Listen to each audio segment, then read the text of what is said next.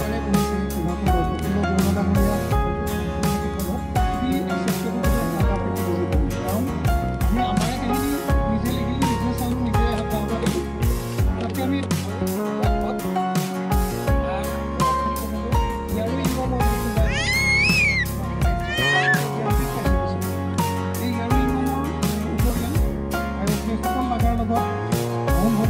conflicts also there have been classes also. গতিকে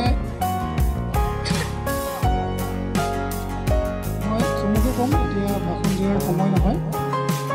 মই সেইকাৰণে উদ্যোক্তাসকল পৃথিৱীৰ এক প্ৰান্তটোৰ কাৰণে গুৰুত্বপূৰ্ণ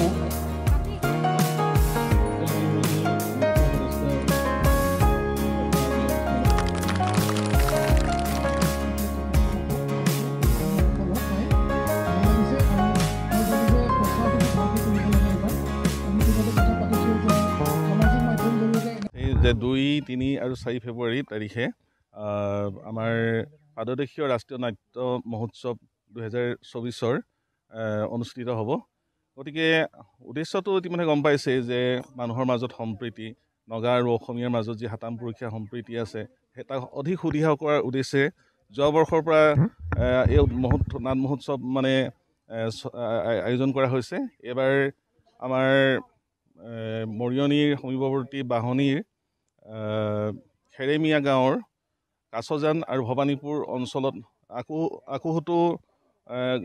গাঁৱৰ মানে পাদদেশত এই মহোৎসৱ আয়োজন কৰা হৈছে আমি সকলোকে পাদদেশীয় সমন্বয় মঞ্চৰ তৰফৰ পৰা নিমন্ত্ৰণ কৰিছোঁ অসমৰ সকলো ৰাইজ নাট্যপ্ৰেমী ৰাইজে